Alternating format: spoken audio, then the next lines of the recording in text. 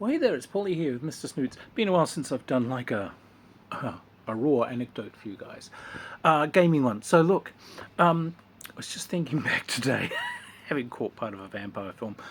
Once upon a time, a friend did the most magnificent vampire-based scenario for us in Call of Cthulhu. And what I liked about it was simply because we'd come to it with some flawed ideas that were our fault. So the idea was it's after World War One, and the characters we're all people who've had shell shock. We're all people who've got PTSD. So there's a lovely, quiet little Welsh seaside village that we've all been sent to after the war, and there's a lovely facility there that's got some psychiatrists to talk to, and there's lawn tennis, and there's a badminton court, and lots of nice lawns to walk on while you're trying to deal with the psychoses that you've got. But through the course of it, we suddenly realize that some new people have moved into town, and people are a bit of buzz with that, but fair enough. But then someone's found kind of dead, and all the blood's been drained out of their body. One of the characters, who happened to be a doctor in the war, gets a glimpse and, oh my god, 2 puncture wounds on the neck. Maybe it's a vampire. Oh my god. So, but the thing is, you're in a loony bin. So what you don't want to do is run around and say, hey, there's a vampire in town. I swear there's a vampire in town. It's like, oh, Mr. Johnson, thought you were doing so well. Oh, we're better book you a few more extra hours of therapy each week, and maybe you need to do some more basket weaving. It's like, oh no, there's a vampire. So it's like we began to think, hang on, we got to get some evidence. We've got to prove this. Well, hang on. So that means there's a vampire in town. But if that person that died, if they got bitten and were bitten by a vampire, won't they turn into a vampire? Says right. So someone in the party says, so if. How long does it take to turn into a vampire? Is it the next full moon, or is it immediately? So I think it's... Well, look, either way, let's have a look. Where's the next full moon? Oh, 2 days away. All right, well, let's wait till then. But if we dig up their grave and it's if the coffin's empty, that means that, they must be out there. There must be vampires, and we're not imagining this. Because the umpire was being pretty good at also giving us things that we imagined, like your dead best friend, that you lost in the trenches. You just see him standing there smoking a cigarette at the end of your bed at night. And you get up and he's gone. So he was doing a good job of keeping us really twitchy. So, have you imagined this one too? Yes or no? So when do you dig up a grave? Says, we'll get arrested. If someone sees us digging up, well, we have to do it at night, obviously, when there's no one around. Says, okay, fine. In fact, if we do it kind of after midnight, because the pubs close at 10 or 11, I think, in the UK at that point, so everyone will be gone, there'll be no one on the streets, so that's great. And on the night, there's a bit of a storm going. We can hear lightning in the distance, but I said, no, that's even better, because it'll drive everyone indoors, so we won't meet anyone. So as we are standing around this fresh grave, digging away, we get halfway down before someone suddenly says, wait, are we in a graveyard past midnight on a stormy night digging up a grave? What if there is a vampire? Isn't it out here with us? Or what if we dig it up and it's turning into a graveyard? There's a vampire. So there's ooh. Rethink, make a pointy stick. We can stake it if we find it. Shit. Yeah, quick. So some start looking around in the air in case there's anything even vaguely battish. Turned out the thing was empty. So we eventually figured out that one of the locals, a local lord, was probably the vampire, because he had been off overseas, and he'd come back from the Russian Civil War only recently, but he was very retiring and wasn't seeing many people, and no one really saw him during the daytime. So okay, let's sneak into the house daytime. We're pretty sure this is the guy because the whole house has been shuttered up, no light getting in, etc. So we creep in for a look, and we've got we've all got sharpened stakes, and we've got mallets and everything. Aha! And yes, yes, we find a room and go down a corridor. In that room, there's a coffin. Oh my goodness. All right. Okay. All right. Everyone get ready. Get the stakes, get the mallets and everything. Good. And we'll just, so as quietly as we can, we'll try peeling the coffin open. And the umpire says, right, well, there is a guy lying in there. Yes, he's very, very pale. No, yes, he does have somewhat protruding teeth. And he's wearing a suit of plate armor.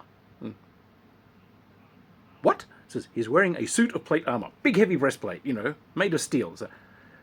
So, like a wooden stake. Says he's never going to go through that in a million years. Nope, not at all.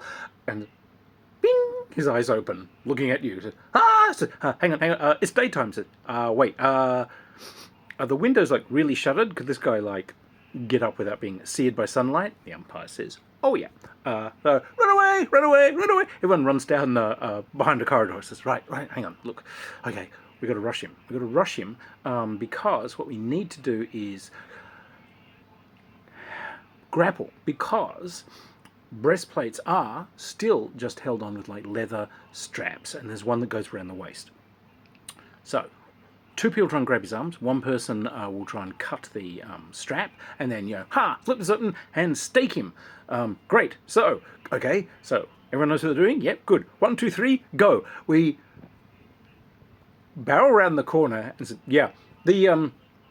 so the tall guy in plate armor, he's standing there, but he's just pulled out from a case beside the coffin, a shotgun. So, a what? Says, bam!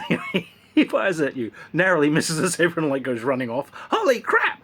Is hiding down the side of the wall. So, can he have that? The outrage. Wait, what's he doing with a gun? What's a vampire doing with a gun? Can he have that? Says, yeah, he can have a gun. You asshole. So yes, it became quite problematic trying to figure out. He then kind of vanished, and he was striking all through this village and so we're trying to figure out how the hell is he getting around. We finally figured out he is going into gaseous form. The umpires had him travelling through the town, through some of the pipes in the place, gas pipes, sewer pipes, gas mains and so on. So what we actually ended up doing was kind of tricking him into turning into gaseous form and going down a pipe. But we then managed to seal both ends. So now we've got a vampire trapped in basically a 12-foot length of gas pipes. Right. Okay, so here's what we have to do. We have to force the gaseous vampire through a holy water solution. So we basically had to provide positive pressure at one end, blow the misted vampire through through some containers of holy water that we managed to get, and bubble him through. And that, my friends, was how we got rid of the vampire. Except we didn't. What? Well, because he'd still killed that person on day one, and they turned into a vampire, and then he'd killed 2 or 3, and they were out there, and they weren't as smart as he was, but each of them was killing about a person a night, and that victim was apparently turning into a vampire. So we got one down. Good. It took us a week. Over the course of the week, this guy's killed about 3 people. So there's 3 vampires, and as far as we know, these guys have killed about 3 or 4 other people. So we killed one, and there are about 7 vampires. So we're actually falling a bit behind in the vampire stakes.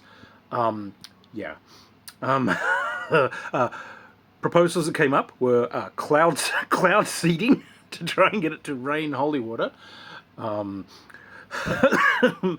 having the entire region blessed, or breaching a dam and having the whole place flood, because that would count as running water, which would wipe out the vampires. It'll wipe out the village too, dickheads. Yes, it will. I think we kind of ended up by, we pretty much poisoned the water supply. We started getting people blessed at the church.